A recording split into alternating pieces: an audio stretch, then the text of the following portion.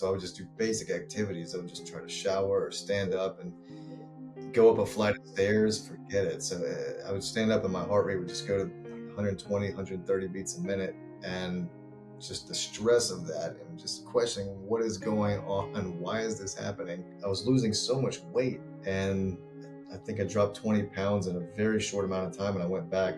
And that's when the doctor said, wow, we have got to run tests. This is not normal. You're losing way too much weight. The thought of me getting on a treadmill or a recumbent bike and just riding 5 miles straight was unheard of months ago.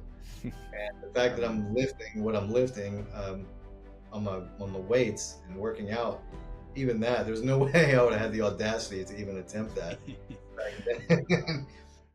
How's it going, everybody? Miguel here from CFS Recovery. In this video, we have Matt, and he's been on an incredible journey, and he's able to do a ton of things now that he was not able to do for the longest time.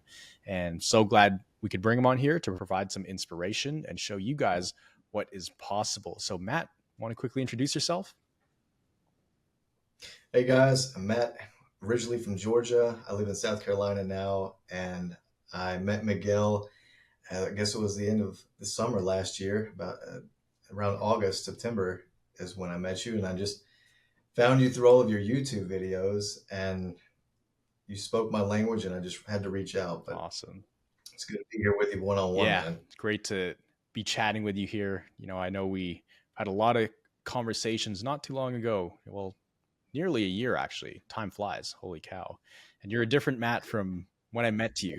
We had a lot of goals when we first chatted, and we've achieved a lot of them in the time that, I guessed that I predicted we would achieve it by. So, going back, just maybe share with us a little bit about how you got sick. Like what kind of happened? You mentioned it was back in, 2016, around that time, right? Yeah, it was about 2016. I was in sales, still am in sales, but back then I was in a different market within my industry, and was under a tremendous amount of emotional stress and physical stress as well, and just burning the candle at both ends. Just was not living a healthy lifestyle. I was drinking pretty heavily and going out a lot and running on no rest, running on caffeine, and eventually it just caught up to me. And I started feeling symptoms the end of 2016, and like a lot of people, I didn't know what the heck was going on. I just figured I was tired and needed a good 2 or 3 weeks vacation, but nonetheless, things started to spiral, and one thing led to another. And did it all hit you at once, or did it take a few months for all of this to build up, and then it's kind of like your body hit a wall? Oh gosh, I mean, I feel like it just like gradually increased, tiny step by tiny step, and it's just kind of like our progress cycles. We'll go up a little bit and then come back down and then go up even further. That's kind of how it was with this. Like the symptoms would plateau, and then I'd have something happen like a panic attack, and then I'd just go into a whole new stage of symptoms. And so, went up gradually. Like started with digestive issues at first, a lot of fatigue, and then I would stress about the symptoms, and then something would happen like a massive panic attack, and then it would take me to the next stage of symptoms, and then I use the analogy that it just tightened the screw in tighter. So definitely a whirlwind of emotions when you have these things going on, and no one can give you any simple straight answer as to you why. Went to the emergency room quite a bit, right? You're a familiar visitor over there because of all these flare-ups. Yes, I can deal with a lot of stuff. I can deal with pain. I can deal with a lot of physical pain, rather, but it's just with my symptoms, it manifested through a condition called POTS, which affected my heart rate. And so I would just do basic activities. I would just try to shower or stand up and go up a flight of stairs, forget it. So I would stand up and my heart rate would just go to like 120, 130 beats a minute. And just the stress of that and just questioning what is going on, why is this happening, just makes the symptoms even worse. And then it adds to other things like brain fog. And then the fatigue is just almost unbearable. So when you have so many things going on, it can be like a snowball. Yeah, it can compound pretty darn quickly. And I remember like when I used to have POTS too, it used to be one of those things that scared me the most. And it almost felt like I didn't trust I literally did not trust my heart beating anymore. I was like, oh shoot, is it going to give out? Mhm. Because I felt like I was putting so much stress on it. And same thing, even rolling over in Mhm. bed, sometimes my heart rate would just spike, or when I stand up to go to the washroom. And it was pretty scary. Like that's Mhm. one of the scariest symptoms. And then it gets to a point where it's like, okay, I know it's my heart rate, and then it just gets annoying, you know. So that was the big thing for you in the beginning. Mhm. It was the high heart rate, and then it just triggered panic attacks, which led to a bunch of other symptoms. Yes, it started with digestive issues, and if we go into 2017, I was losing so much weight, and I was going to a gastroenterologist. They didn't have any answers as to why, and I think I dropped 20 pounds in a very short amount of time, and I went back, and that's when the doctor said, "Wow, we have got to run tests. This is not normal. You're losing way too much weight." And it was just because my digestive system was in knots. It was just always irritated at something. So I thought I maybe had IBS or like the beginnings of like Crohn's disease or something, because there was pain involved as well. But they did everything, all the testing that would entail a gastroenterologist visit, endoscopy, did a colonoscopy, numerous other tests, and it came back, Mm-hmm. everything came back normal. So here I am left without answers again. And then as time went on, as when the heart rate started to, the POTS symptoms started just gradually increase as time went on. But it all started with Mm-hmm. my digestive Yeah, system. I think if I think back to when I got sick, I think digestive systems were one of the early ones as well. Like inability to tolerate certain Mm. foods, or I'd eat a bunch of stuff, like anything fried, and then I'd wake up at 2 a.m., like my heart pounding. And I'm like, do I need to Exactly. call the Yes. hospital? Am I having a heart attack or stroke or something? Man, that's where a lot of my ER visits were, was in the middle of the night, because of that exact situation. You wake up in the middle of the night, and then your nervous system just Yeah, has a it's a habit of bully. picking on you when when everything's closed. So it's like I've got to run to the ER at 3 in the morning, when I guess the best doctors are asleep in their bed. So I get the B squad in the emergency room, and I'd say probably like 90% of my ER Really? visits were in the middle of the Wow. night like Wow. that. So yes, man, it's Man, not a I'm fun glad we could laugh experience about it now, though, at right? all. Because at the time, it's like a living Yeah. hell. But when you look back, it's like, wow, there was really nothing life threatening wrong. It was this whole time, it was just my nervous system. But at the time, it feels terrifying, you know? It's absolutely terrifying, and especially when your heart rate Yeah, gets up to not 180, normal. around 200, and then they put the little EKG on you, and then your heart rate's through the roof. You're just thinking, "Oh my Yeah. God, this is it, man. This is how I go right here," and Hmm. then it just dissipates. So I don't wish it. Maybe I wish it on my worst enemy, but not for a long time. So it's one of the. Yeah. It can be traumatic as well. I mean, I'm sure there's some residual, like some trauma left in as a result of these things, but pretty good ability to push those kind of things to the back of my mind. And I try to just, if we weren't on this call, I wouldn't even be, Hmm. I would never think of those occurrences. But it is good to look back and kind of be able to Hmm. laugh at it now, because you realize this is the culprit. It's the central nervous system Yeah. that's Yeah. causing And these it shows issues. that like you've fully, accepted the situation versus feeling bad about it. Because I know when we're in those dark times, we can start to feel really bad about ourselves and think of like, okay, shouldn't have been doing that, shouldn't have done this, and can beat ourselves up. But when you get to a point where you're pretty functional again and you start to get your life back and you can laugh about it, then it's you're no longer like a prisoner of your past in a way, and it's taught you lessons about just being grateful for life and living life a little bit differently, pacing yourself a little bit more, so. No kidding. Yes, eliminated Mhm. a lot of bad habits through this. At the beginning, just because you're forced to. Alcohol consumption, alcohol and caffeine were just huge triggers for POTS. So I had to get rid of those. So overnight, seemingly my lifestyle changed, and just my diet. And now that I'm a little bit past it, I don't really have any desire to ever drink again, and or drink Definitely a not Red Red Bull Bull. again. I used to live up. So it's like lifestyle Hmm. changes, but for the Exactly. better. So, you started feeling pretty run down in 2016, 2017. It was really hitting you. You were going to the ER and stuff.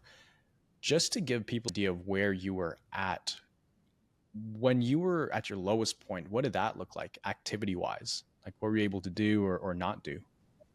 Lowest point activity wise, I guess I was lucky in the sense that I was able to work full time through this whole thing. And I guess the apex, if you want to call it, of how bad my symptoms were was in 2019. It was actually July 2019. And I had a massive panic attack in 2019.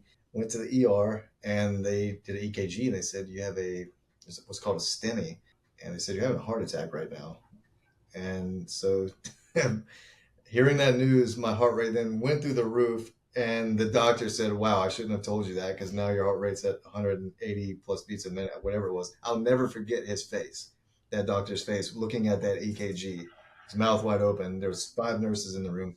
When they take me to the other hospital in the ambulance, you're on that slab, and then they're running to die, and then you've got all this team of nurses around you, and then they say, "Oh, false alarm! You're not having a heart attack."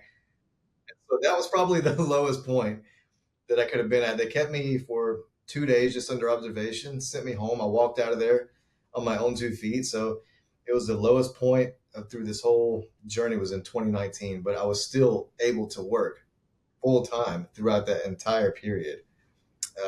I had to cut my days short. I cut my days short at about 2 or 3 o'clock. So not necessarily full time, I guess you would say, but I was still able to perform a lot of my daily work duties through the midst of this. Yeah, so you resonated with my story, and that's how most people, you know, come into the program. They see the YouTube videos and they're like, "Oh my gosh, he's describing verbatim what I experienced." It's Yeah. almost exactly the same. You know, the symptoms, the going to the doctors, the same thoughts. You came on board, and this is after trying other programs, but this seemed like Hmm. a way simpler version and a much more, I would say, hands-on program because we're messaging you, we have that private chat, and all of that stuff. How helpful was it being on calls with other people going through similar things that you were going on and having it in the small group? Oh, that was huge. I loved being. That's back when there were fewer people. It was a bit more intimate. There was only 7 people in our group Hmm. back then, and so each call there was just a handful of people. But you get to know them and you hear their stories, and everyone's symptom profile is a little bit different. So it's just interesting hearing how this manifests in these different people from all walks of life and every corner of the globe. It seems like, but it was definitely a breath of fresh air seeing other people there that understood what I was going through, because I probably wore my family and friends out over the past several years since I got to a point where I quit bringing it up. But here you're just free to discuss Hmm. really anything as far as CFS is concerned. Yeah, and all the things you're describing, people don't meet you like you're crazy. We're like, yeah, we know that, we understand that. Oh, I totally had that too. Oh, that weird symptom, yeah, that's pretty normal. That happens at this stage of recovery. So you don't feel like a crazy person basically talking to these people. Right. So for you, what was the biggest mind shift, or what was like an early mind shift that you had that you think really helped move the needle for you? um, Something that Man, you it was really just recognizing what it was, because like I said, it was just I knew that I had POTS, and I felt like if I'm gonna get better, I have to beat POTS. I just still just didn't know why I got them. Like, I guess my stressful lifestyle led me to this point, but what moved the needle the most was uh, just not be afraid of the condition anymore. To know what it is. It's my nervous system. It's just it's stuck. Like someone turned the knob up and on my nervous system, and it's just stuck there. So Mhm. once I knew what it was, it just that was the biggest mind shift. Once I knew the root cause of all of this, and just kind of pulled the curtain back on this condition, Mhm. and that in itself is still even now just the biggest. What helps me get through anything like these big APs. I'm like, whatever, Mhm. whatever. You just deal with it. Yeah. You were responding pretty well to the symptoms. I mean, right off the bat, actually. I remember early on you had that project, the garden project, where you had to lay down a bunch of mulch in the sun, Yeah, and yeah. being in the sun was one of your kind of kryptonites. It would just wipe you out. And you were able to do it that first weekend, and you felt tired and stuff, but you responded really well to those symptoms and even surprised yourself. I remember one of your biggest goals was to get back to work. I think it was in November or something, right? November, December, and we were starting in August, and that's what we built your plan around, to build you up to be able to do that. Right. Yeah. You guys built a plan where I could actually expand activity while working.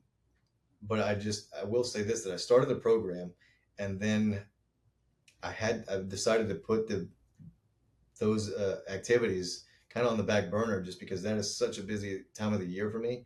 So from October to December, I really just kind of cruised and saved that all that energy and all that everything that I could do for my specific exclusively for my job. And it wasn't until gosh, probably February that I then jumped back in. But when I jumped in February is when I really went in full force and gave it everything. And I took a sabbatical from work at that point. I don't go back until the beginning of July. And so I've just devoted all of my attention towards this because I said work is so distracting and it can be taxing mentally that I just need to just take the time, as much time as I possibly can, and just devote every bit of attention to recovery. Um, but yeah, just I was surprised originally just how much I could do, and I think anyone watching this, you may be surprised at how much you actually can do. I guess when you don't fear the symptoms as much. And when you're not in that downward spiral and on high alert of all the symptoms going on, right? So you're able to do so many things now that you couldn't do even just a year ago. So let's actually highlight some of those things. What are some things you can do now, and physically, mentally, emotionally? How is today different than it was like 12 months ago? 12 months ago, because I was able to still work after I got on medication and saw a few other specialists. That changed a lot of things for me, but I still was very limited within the confines of just a box of activity that I could do within a given day, within a given week.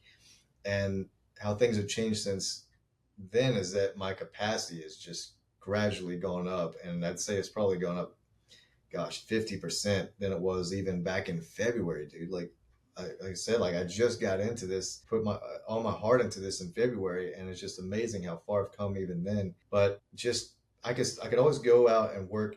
The past couple of years, I've been able to work pretty significant amount versus back in 2019 and 2018.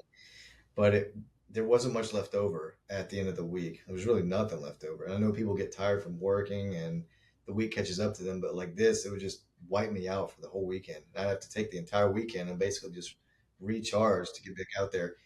There was a lot of times where I get home and just have to sleep from 6 o'clock till 7 in the morning. Even though I'm not working full time now, like my day is just I try to fill it with physical activity. Like the thought of me getting on a treadmill or a recumbent bike and just riding 5 miles straight was unheard of months ago.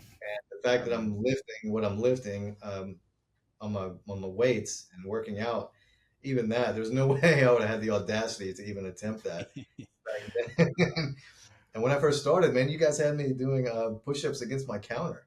I remember that. I was going to bring that up. I remember part of your personal plan, and we might even put a picture of it somewhere Yeah, here. I'll pop up a picture, but it was just, what is it, like 5 push-ups off the counter and like it five was body weight squats? it And was that nothing. I would do like two body weight squats. My nervous system was like, "What are you doing, man?" Like, no, no. And that's how I started. Like, I was doing just small stuff on the counter, but it's the craziest thing because I could go out all day and work and just do my daily activities. But as far as any type of other exertion, like exercise, forget it. So that's how it started. And now it's just, man, I'm working out 3, 4 times a week at this point. Lifting, trying to lift heavy. What's heavy for me anyway. yeah. Let's I'm hear getting those numbers, man. For anybody out there watching this right now who knows like the gym and the weights, like what kind of numbers you pushing for bench press, deadlift, or squat? man. You put me on the spot here. I did 185 twice, and but I felt that I've always had shoulder issues, so I'm not going that heavy anymore. Hmm. So I just do like, man, I'll rep like low reps for 135, and let me see, like incline, it'll be a little bit less. Squats is almost nothing. Like squats are the hardest ones to do. Like that when we get the biggest response. But I've always been good at those particular exercises. But I'm getting there, man. Like curl bar, I'm curling like 85 pounds. So Curling you know, 85 pounds, yeah, pretty but good. that's right. that's for higher reps doing the curls. So I'm getting there, man. Like, Miguel, give me 6 months, bro. Yeah, You were yeah.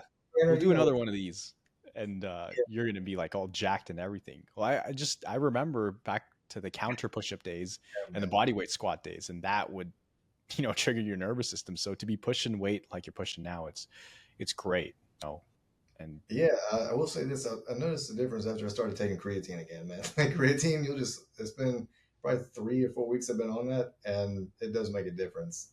mhm, So I'm sure like a little bit of the strength games have helped because that stuff does help a little bit. You have to factor that in. So, man, that was always my biggest hobby. I loved exercising, and the fact that I couldn't do that, and I was like withering away. I lost 40 pounds as a result of all this, and just the gut punch of that. Just being a guy still in your prime, being a man in your prime, and just being so enclosed in this invisible prison that no one can understand, and then mhm.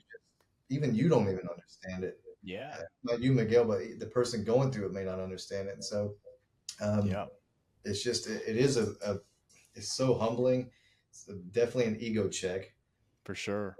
I thought Yeah, I was just unbeat. I thought I was just indestructible almost. I'm like, man, I can yeah. handle anything. And then boom, this thing will just humble you real quick. Like Oh it's yeah. like it's like almost like you betrayed your own body. It's like your own body doesn't trust you anymore. Pretty And much. That's a good explanation of it. So it forces you to slow down, and the biggest thing is it is an ego check a lot of times, especially for people who push themselves very very hard, which that was me, that was you, that's a lot of people watching this video right now. It's whether mm, it's work or something they were doing and trying to push themselves, and then something like COVID or some virus or something happens in their life, and that's the final straw that broke the camel's back. We tend to be type A personalities, over pushers, overthinkers, all of mm, those things. But it's amazing because you've made a lot of the changes in the last 8 to 9 months, just mentally and physically, and with your habits, which reflects in all of your progress. Going from doing push-ups off a counter and body weight squats to now man, pushing a plate on bench. dude, I'm surprised how fast it came too, man. It's like it's almost like it never left. And they say like there's muscle memory, but golly, man, because I was doing I went from the counter, and at that point, after a very short time, I then started doing a lot of push-ups over my ottoman Yeah. next to my couch, and so I was doing a lot of those actually. So I'm sure that contributed to I was able to bench a little bit more because I'd do as many push-ups as I possibly could, and doing like resistance bands works, um, doing that throughout the day as well. And Mm-hmm. then it was Adrienne who really motivated me to actually get on the bike and just Mm-hmm. increase my cardiac uh, capacity. And so that was another huge one, man. But then I kind of focused everything. I said, well, I'd rather lift weights, so I kind of ditched the bike and bought a whole weight set. So even I'm surprised at how fast it's come back, just how Yeah. fast my threshold has increased. Like every time I go to an AP, I just am able to do a little bit more. Yeah, exactly. If you respond well, you unlock a new level of health. And in the Mm, beginning, it's hard to believe that. And even though you hear us telling you guys it over and over again, it's like when you're in the thick of it, in the flare up, you really have to, buckle up and keep telling yourself, okay, this is a good thing. I'm not going backwards. I'm not going backwards. Miguel and the coaches, they said I would get to the next level. And then, as you go through more progress cycles, it's easier to get through them because you've seen it work, right? Whereas now it's more so just it's a patience game, if anything, because you already know you're not going to go backwards, or it's not a setback, but yeah, you do know you have to give some time to recharge, whether it's a few days or however long, right? yeah, and that's a big one. I say this in the calls too that I don't worry really about the APs anymore, and because I tell myself like it's never going to be as bad as it was back Yeah. in 2017, 2018, like that era. There's no way it's ever going to get that bad again. Mm-hmm. And so that in itself motivates me. Like I'm past that worst part of my life up to 30 something years old. That was the darkest parts of my life. And that part is in the rear view. And now it is just patience. That's really what it is, man. It's just, and I have a tendency of being impatient, especially when I just want to go, go, go. Mm-hmm. And it was Junior also just listening to him convinced me to just, you know, just take it a little bit slow. And you as well, Miguel, said just kind of sit back and just smell the air, man. Just sit back Yeah. and just enjoy it. And so I have dialed it back a little bit, but not much. You know, I'm still just trying to. I've got my Yeah. own personal goals, but also have to take time just to appreciate just how far things have progressed in such a short amount of time. Hmm.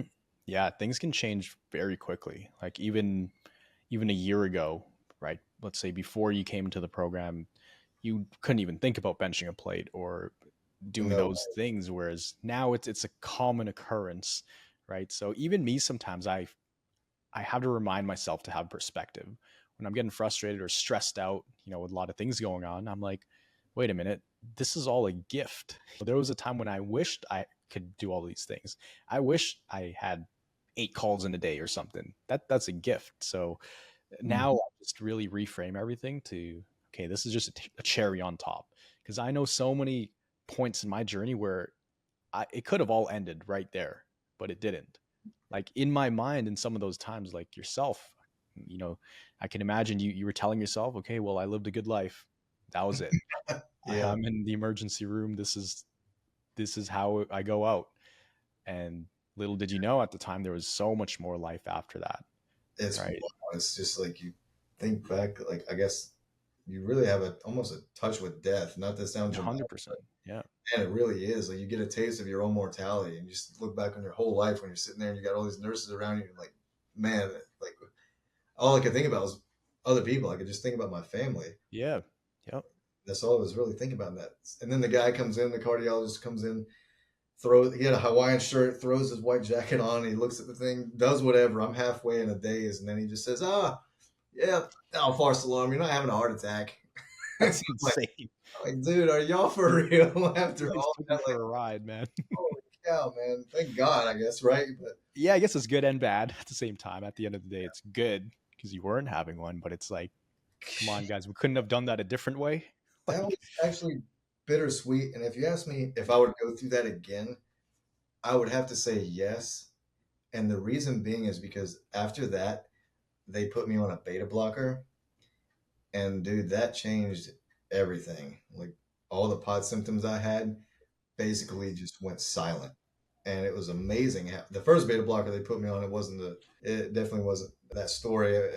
My body just, my blood pressure plummeted off that first beta blocker. Went back, they put me on a different one, and whatever that one they put me on, that changed everything. And from that point, I was able to do so much more just because I didn't have to deal with this constant pounding in my chest from the mm-hmm, pod. So beta blocker helped tremendously, and a few other supplements I take, and it all but just quieted the pot symptoms mm-hmm, to a point. Now I still couldn't exercise how I wanted to, and my nervous system still reacted to minimal exercise and minimal output past my daily activities, but it allowed me to go through daily life in peace. Basically, it helped tremendously. mm-hmm. Uh, Yeah, yeah, when that's you awesome. don't feel those pot symptoms all day, it's just a massive weight off your mind, off your stress levels. So for Yeah. me, that helped tremendously, but I still was just still confined within that box. I couldn't do a lot of extracurricular activities, I guess you would say.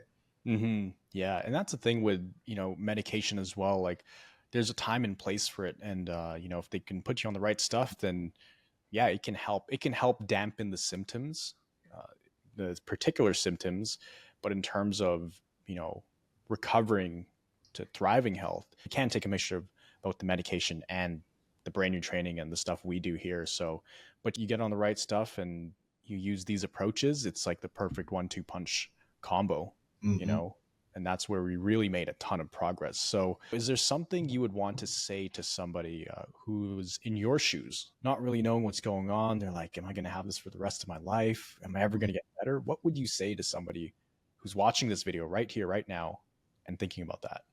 I'd say, man, I feel for you. I've been there. But I would say that there are answers out there.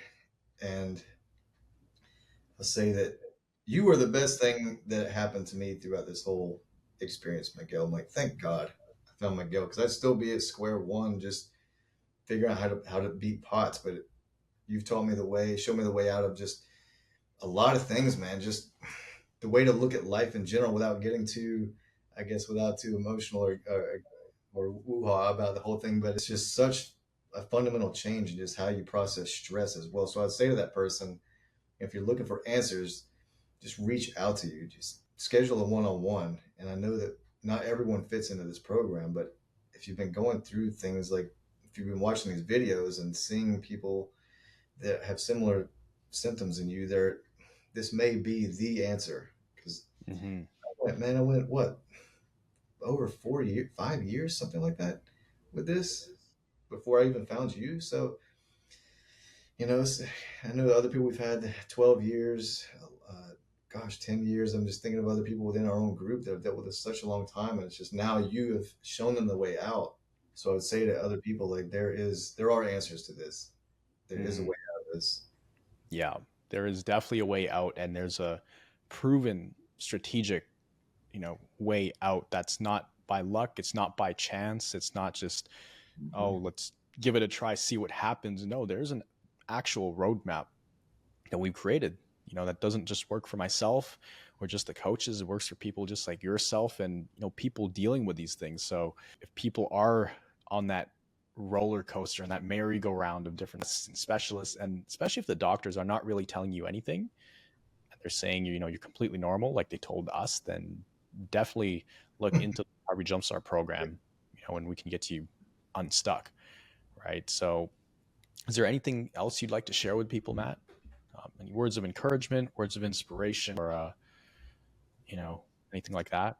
I guess words of encouragement. I mean, I'm just able to do so much more. I mean, today I was at a little golf tournament at this country club down the road, and just being able to do daily things again, just like extracurricular activities, not just go to work, come home, and then immediately go to bed because I'm too exhausted. So, I mean, just to get out there every day, I appreciate things so much more. I get out in that garage, and I've got this whole weight set waiting on me, and I've just kind of turned my garage into this little gym, and so just things I would have never done even months ago, man. So, and I just appreciate all the coaches. I know, you know, I feel like I've been lucky in the sense that I didn't maybe necessarily have this condition as bad as other people. Miguel, I still think you might have had this worse than I any. think so. I Dude, think your so. story just still Yeah. blows my mind how you came back from that. And so you are like the walking testament that this will work. Because if you can come back from that, man, I feel like there's a higher power that puts you where you are right now to help people. Because a lot of people we see have COVID, long COVID. Hmm. It's just wild how you just kind of develop this program, I guess, out of necessity because what you saw was going on around you, and it's just I feel so bad for those people that had long COVID. So but there's so many other people to draw inspiration from within our group, and maybe someone gets inspired listening to my story. But there's I don't know how many of you done of these now, Miguel. I feel like there's been dozens of Yeah. these interviews that you've done now, just people that have come back from all these different types of symptoms and levels of fatigue. So I was a luckier one where it didn't affect me as much, but I'm still just so grateful that I found this program because I just see like the road ahead. And however long that takes, I know that I feel like I don't have that much left before I'm back to even better health than before all of this started. Yeah. Yeah. You're pretty There's, darn close, man. Pretty darn close. there's And no doubt that I'm going to be better than before 2016, man, because I was like 185 pounds, just a mess. yeah. Yeah. No, that's awesome, That's man. I'm heavy so for me. excited. It's heavy for me. So, So excited to see what's to come for you. So what are some goals coming up for you? Like, do you have any goals you want to hit, in terms of work or just exercise or being able to do things in the near future right now? yeah, man, I've got a lot of goals. I want to travel. I definitely want to make that Thriver trip in Hawaii and be able Oh to go yeah. on a hike. Because last time I went on a hike, I had to get pulled out by EMTs. At the So time. Yeah, the ATV story. yeah, man, don't want that to happen again. So that's a big goal for me is to be able to go on that hike. Meet you guys down there, and just I've got my own little personal goals of just hitting new PRs in the gym and being able to run again, man. Like being able to run, and I know you told me that I'd be able to jog here, start jogging more, and increase my capacity doing that. So just I take it one day at a time and just try to get up every day and look outside and just realize like, man, you're lucky to be here, dude. Like, Yeah. Yeah. gosh, like after because it could have. And who was it? Adrienne says this. Like, she says that be grateful that your nervous system that it It saved you pretty much. Saved yeah, you from yourself. exactly. Like, it put the brakes on the the life that you were living and said you got to make some changes. So I do look at it like, man, I could be 200 plus pounds, high blood pressure, like high cholesterol. Who knows what I mean? I've been at 29, 30 years old having those things back then. Like, you know, I'm just grateful that my nervous system, I guess, put the brakes on me and said, man, we're going to make some changes. One way or another, you're going to stop doing what you're doing. Yeah. So, but it is good to be able to look back and laugh about it. And I look forward to what the future holds because, man, Miguel, who knows? Next summer, dude. It's I going to just be think a next whole summer, new level. yeah. Yeah. That's exciting. That's exciting, man. So I'm so happy to see like how far you've come, and like you've been really prioritizing your health and, following a lot of the stuff, we've been teaching you and following the game plan. That's what I loved about, and what I still love about working with you is like, you follow the plan, right? And you implement it, even though it's not easy sometimes, you stick to it and you're being patient and, really making changes for the better in terms of overall habits. Cause I know even in the beginning, like you wanted to do so much stuff and we are like, all right, Matt, let's slow it down a little bit. And you're like, okay, okay. But that's why we made it this far, and you didn't relapse or crash. So we've been on a really good trajectory. Exactly, and I'm being pretty delicate with it. Like I won't get past that 5 level. And there's a learning curve with even going through this program. You have to learn how to navigate the APs, Mm-hmm. navigate the symptoms. Because I remember one workout I did, it, like for a split second, like triggered like that panic part of my brain. My brain's like, "Whoa, dude, you're like way overdoing it." But it lasted like 30 seconds, and it was gone. Any other Yeah. time that would happen, I'd wind up in the ER. Mm-hmm. It's just wow, that rush of panic, whatever that is, whatever that chemical is, and I just felt it just surge through my whole body. I'm like, oh crap! Like Yeah. no, it's been so long. I don't want to go back to the ER. And then I just sat back and just like focus, dude. Like chill out, just relax. You know what this is. And then like 30 seconds later, it was gone. And I went back out and did a couple more sets. I'm like, man, I gotta chill. Seriously, I'm gonna go too far. Back and So finish the workout. yeah, man. So it helps when one of my favorite hobbies is actually contributing to my recovery. So Yeah. it's like recovering, but at the same time, I've got this hobby. I'm trying to build my strength back and, Mm-hmm. Mm-hmm. not walk around in the body I was in when I was 19 years old. So it's nice to, you know, build Yeah. up muscle again. Yeah, that's awesome, man. That's awesome, man. My last question is, so far with, your journey with us in CFS recovery, would you say it's been a good investment? Absolutely, man. Yeah, no doubt. Of course. Of course. So, It's like anyways, man, go valuable. ahead. You can't put a price on good health. Gosh, and I think that the reluctance that anyone would have towards this is really going to help me. And I think that's.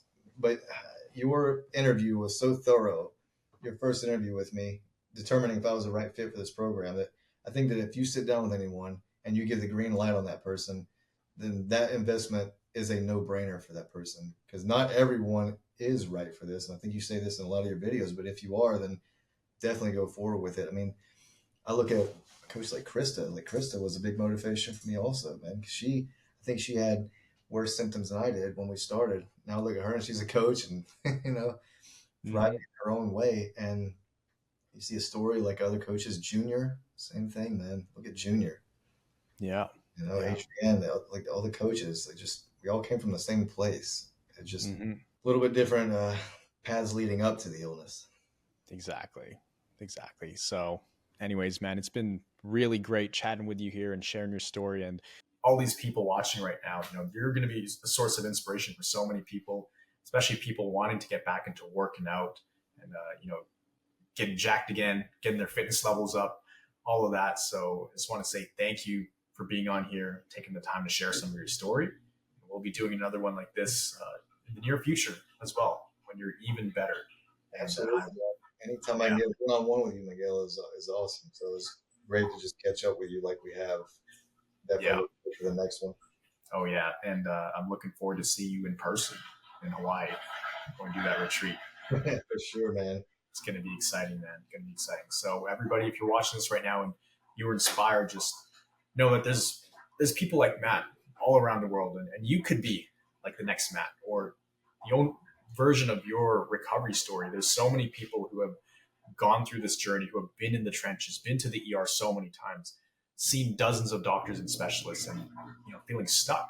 And there is an answer out there. We have the answer, right? So if this inspired you, if you resonate with any of this at all, I'd encourage you to leave a comment down below. What was your biggest takeaway? And if you really want to take things to the next level, click the link down below and check out the Recovery Jumpstart program. See what we do, see if it's a good fit for you. Book a call with one of our team members, either myself or someone on our onboarding team, and we would love to see if you're a good fit for the program. We just want to get as many people to this Hawaii Thriver retreat as possible. Sure. We want to get as many people there because that means we have helped so many people recover. So hope you enjoy this. Always remember that you are a thriver and you are just one mind shift away from living life with thriving health. See you in the next video. Thanks so much, Matt. See you, Miguel.